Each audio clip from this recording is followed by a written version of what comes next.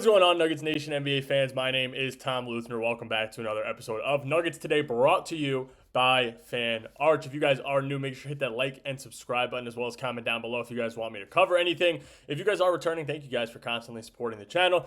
On the road for a little while for the holidays, obviously. That is why I'm not in the normal setup, and I had to miss an episode yesterday, but there's a lot to cover, and there's probably going to be a lot more to cover in tomorrow's episode, which, again, pre-recorded for the holiday, but today we're going to talk about Marvin Bagley. We're going to talk about two trades that happened in the NBA. One was a player being sent from the Western Conference. One was a player being sent from the Eastern Conference. And then obviously talking about a guy who could potentially be bought out from another Western Conference team. And we're going to get into it right now with the number one addition that the Denver Nuggets made, and that is Marvin Bagley III. I think that this is a fantastic pickup for the Denver Nuggets, and there's a lot of reasons why I think that.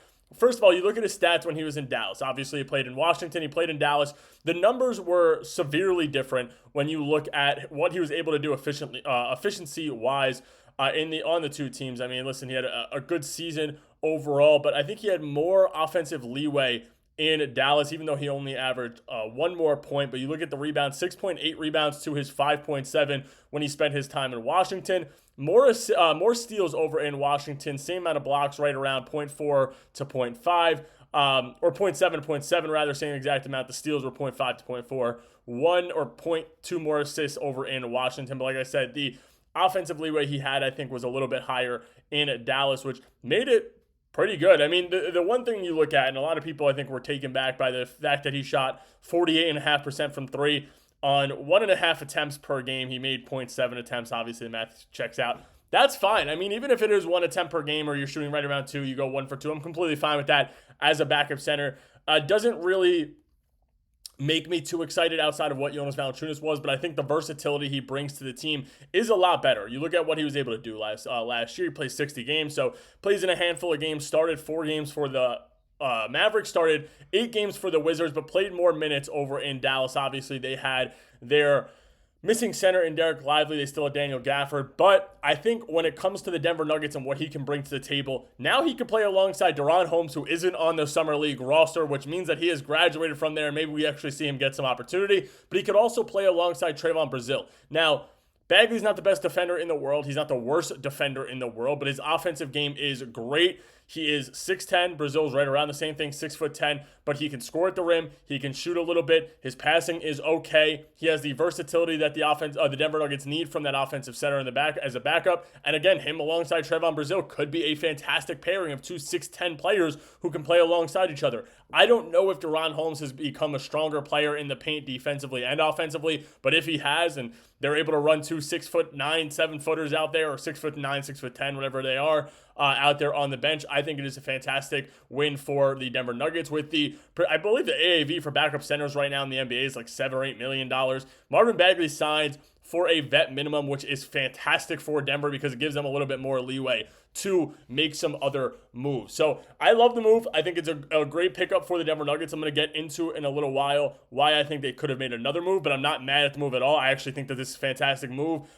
He was on my wish list for a while when it comes down to the players who were on my Denver Nuggets wish list going into the free agency. When it came down to the center/power forwards, he was third on my list at power forward. And when it came down to the centers, he was probably right around the same thing. I did have him listed as a power forward more than I had a center. The other guys I looked at, Kenrich Williams signs back with Golden State or with Oklahoma City. Ghorshan Yabusele hasn't signed yet. Wouldn't be surprised if Denver makes an offer for him, depending on how free agency goes. Marvin Bagley, Jalen Wilson, David Roddy coming back. My centers were Nick Richards, Andre Drummond, Kevon Looney, Jackson Hayes, and Drew Eubanks. So a couple of the guys off the market officially now, but Marvin Bagley being one of those guys that I would have targeted if I was the Denver Nuggets is fantastic. Now, I want to talk about the Jaylen Brown trade for a little while, and obviously a lot more reports coming out about it today just because obviously trade's just about official at this point. They are looking at they're coming out with the reports now of what every other team has offered, and there was a potential trade that would have sent, I believe it was the Detroit Pistons, the Rockets, and the Celtics, if I'm not mistaken. I know that KD would have been gone. The Celtics would have got, it was the Rockets, the Celtics, and somebody else. I forgot exactly what the trade was, but all I remember is that the Rockets would have sent out KD to Detroit, so I guess it was Detroit. Obviously, Sengun would have gone to Boston, and Jaylen Brown would have been over to Houston. That was one of the moves. That sounds like a great move all in all, but I also think that the asking price wasn't terrible. But the report came out for the Denver Nuggets that the official asking price from the Celtics was about Aaron Gordon and Cam Johnson. The Boston decided not to trade because obviously the Denver Nuggets have zero tradable draft capital. Would have to be all pick swaps, which I don't think they want to do just because Denver's their picks aren't going to be that valuable to the Celtics. It's probably going to be in the same kind of range, so it doesn't really make sense. But I'm also sort of content with not doing that move. But listen, I would have loved Jaylen Brown. He's going to be making $61 million into a year. So as great of a trade as it sounds, I also don't think it's the best thing in the world because it would have been Jamal, JB, CB, Jokic, and you have to figure out who your power forward is. Are you starting Bagley at that point? Peyton Watson's still not on the roster yet. You're going to give him upwards of $25-ish million, which puts you, again, in that cap hell anyway where Jamal is going to be a $57 million player soon. That same year, P-Watt or JB is going to make $60+ million. Jokic's probably going to be making $60+ million. CB is going to be making $28 million. And then if P-Watt's contract is at 8% AAV, then he's going to be in the $30 million range too. So you would have been in the exact same position. Granted, you might be in a little bit of a better position because JB is a little bit younger. The health injuries aren't as drastic as AG's, but right now it looks like Denver is going to keep this roster together, and they obviously made another move. But two other things I want to get to here before we wrap up this episode. The first one being the other trade where it was a Western Conference trade, and I think that Denver could have made a move to get this player. And I believe, if I'm not mistaken, shortly after the Denver Nuggets ended up picking up Marvin Bagley, which makes a lot of sense to me. I'm not saying that it doesn't at all, but the Dallas Mavericks were able to pick up the 7-footer from the Memphis Grizzlies, small forward, power forward combo, Santi Aldama, 7 foot, 215 pounds, 25 years old. He averaged 14, 6.7, and 2.9, shooting 47.9% from the field last year with the Memphis Grizzlies. I think he could have been a great pickup for the Denver Nuggets. I mean, listen, he's not the best player in the entire world, but having a guy who could average 14, 6.7, and 2.9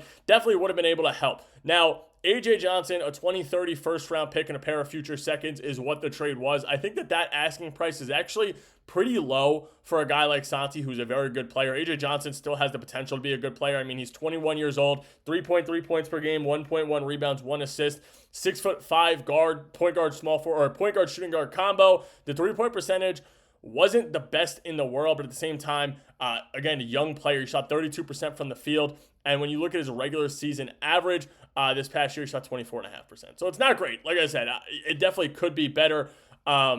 He's gotten moved around a lot. He was in Milwaukee, he was in Washington, then he ends up in Washington again the next year and gets traded over to Dallas. And next thing you know, he's now over in Memphis, who have an overabundance of guards, even after trading John Moran. I mean, you look at their team, and I think that they are a good team. I don't think that they are a scary team in the Western Conference, regardless of having a top 5 pick. I think that they are okay, but they still have Scottie Pippen. They have Ty Jerome. They have Cedric Howard. Obviously, I think they have Walter Clayton still, Cam Spencer, and now you're bringing in A.J. Johnson, who, good player, KCP. They're going to figure out something to do with him, and you have to think that Denver's going to be in on that. But I do think that Denver could have gotten involved if they wanted to and tried to get one of their point guards, even if that was Scottie Pippen Jr. So they didn't. I think that they could have been done. Again, I'm not being negative about this because Denver ends up turning that non-trade into Marvin Bagley, which I am completely okay with. I love that, and I think that Denver can still go out and target some players, even though their salary cap situation isn't great. We're going to get into that next episode.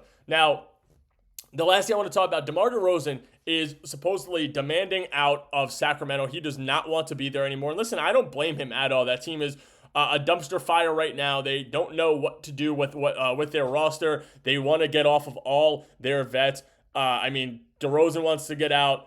Levine wants to get out. You have all these players who now want to get out of Sacramento. They pick up Darius Acuff. Malik Monk is a guy I would have looked at. Keegan Murray's obviously there. They've been talking about trading Domantas Sabonis because Maxim Reynaud is a guy who needs an opportunity. DeAndre Hunter missed the end of the season. Precious Achiuwa resigns.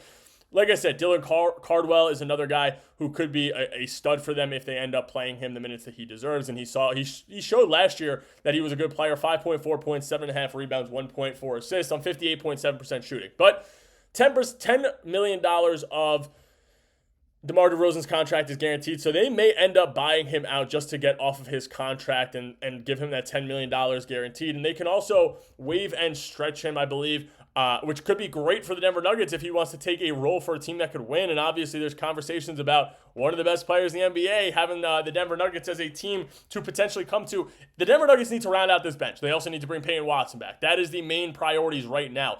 Their team is good. But their bench right now, you're relying on a rookie who's coming out at 23, 24 years old in Trayvon Brazile. You're relying on Julian Strawther to take that huge leap. Curtis Jones is no longer on the roster, so he is not going to be doing anything for the Denver Nuggets. So you're hoping that Strawther can take another huge leap, because I think that he already took a big leap when it came to how his game was and how he was able to play.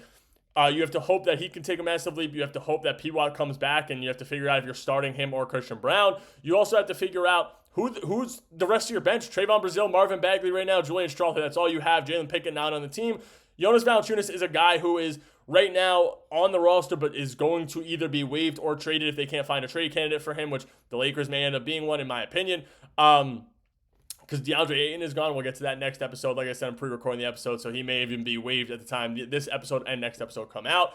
But you have to figure out what that bench is. Now, if DeMar DeRozan's a guy that will accept a bench role for the Denver Nuggets, I think he'd be a fantastic fit, but it would also have to come with either the MLE or it would have to come with a vet minimum. So if he wants to come in, hopefully win a finals, attempt to, and be a vet minimum player for the Denver Nuggets like Tim Hardaway Jr. did last year, fantastic. I do think that he would want more money than Tim Hardaway. Obviously, I don't think that he would sign for the vet minimum, but I hope that it's a real candidate for the Denver Nuggets, because he could be fantastic off the bench. Anyway, that is all I got for you guys today, Nuggets Nation. Like I always say, make sure to hit that like and subscribe button, as well as comment down below if you guys want me to cover anything. I'll see you guys next episode.